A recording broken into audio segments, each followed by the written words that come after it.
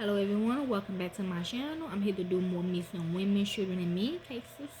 So let's begin. This is Jack the Ripper, 1888, which is Adam Housley. He murdered Mary Nichols, murdered August the 31st, 1888. Okay, finding Mary Nichols' body at 3:30. They said she was a prostitute. She said no. Okay.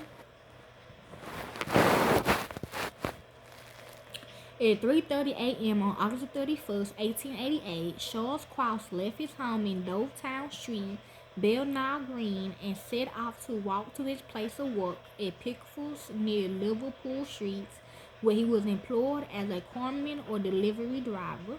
I'm hearing he is going to tell us where they were buried at, okay? I'm also hearing he got a building. Heading along Brady Street, he turned into Bucks Road and commenced walking along its right side. As he approached the looming bulk of the 1876 Board School, which dominated and still dominates the western end of the first section of Bucks Road, he noticed a dark bundle lying in a gateway on the opposite side of the street. She said that he still messed with them. As with many of the district's thoroughfares, street lighting in Bucks Road, so Death Row, were minimal, so at first Cross could not be sure exactly what the bundle was. It looked at something like a discarded tarpaulin, and so, thinking that it might prove useful for his job, Cross went to inspect it. Charles Cross finds the body, but as he drew closer, he realized that it was in fact the prone form of a woman who was either dead or drunk, and he stopped in his tracks. As Cross stood rooted to the spot, unsure what to do next, he heard footsteps approaching from the direction that he had just come from. Turning, he saw another carter, Robert Paul, walking towards him. "Come and look over here," Cross called. "There's a woman lying on the pavement." The two men stepped over the road and stooped down over the prostrated figure. She was lying on her back, her legs were straight out, and her skirts was raised almost above her waist. Yes. Charles Cross reached out and touched her face, which was warm, and her hands, which were cold and limp.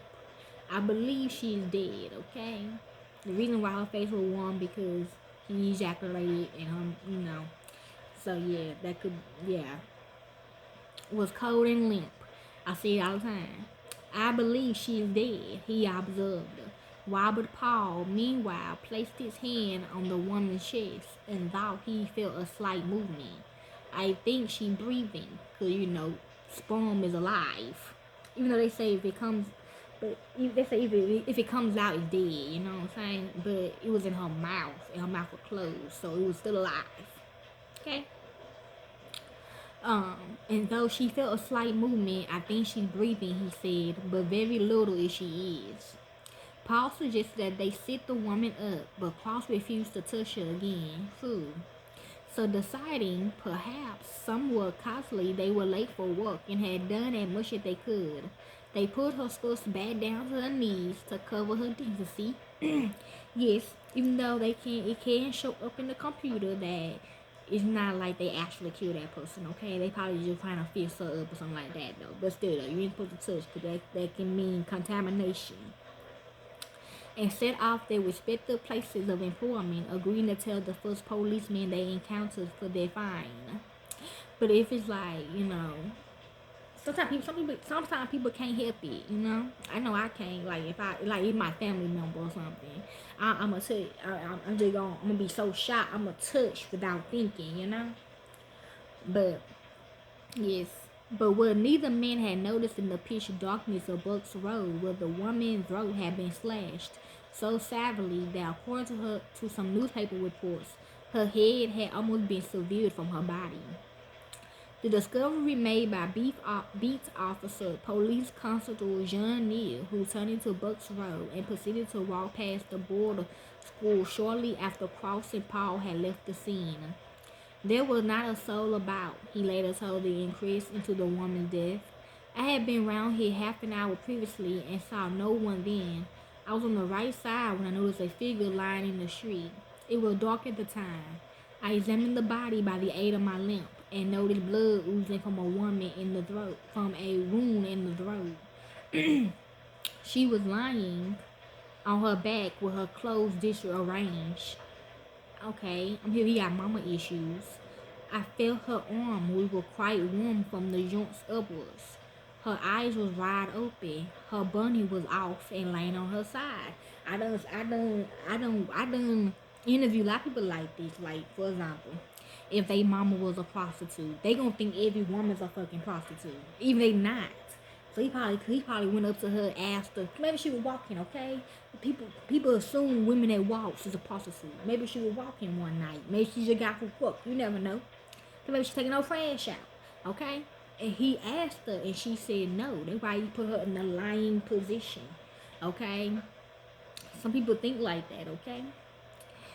As Neil stooped down over the body, he noticed P.C. Jean Darren passing the end of the streets and flashed his lantern to attract his attention. Here's a woman with her throat cut. He called to his approaching colleague, "Run at once for Dr. Lorraine." As Darren hurried off to fetch the medicate, P.C. Missing, who had been alerted by Cross and Paul, arrived at the scene. Neil sent him to bring reinforcements and asked him to also fetch the police ambulance.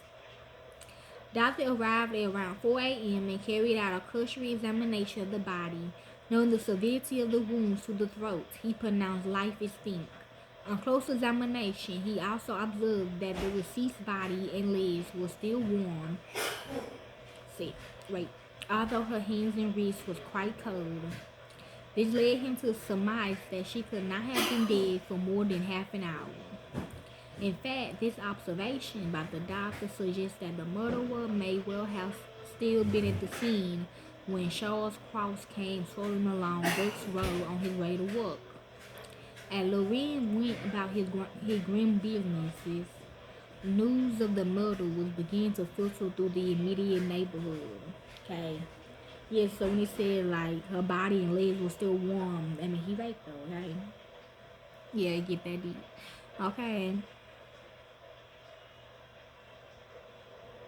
It's the same man that killed my daughter, Tamara. He go by Adam Hossie, y'all.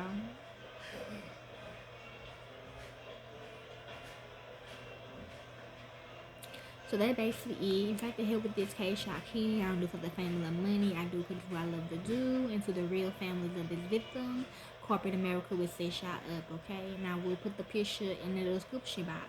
You get no picture of it, okay? And you just gotta look for it.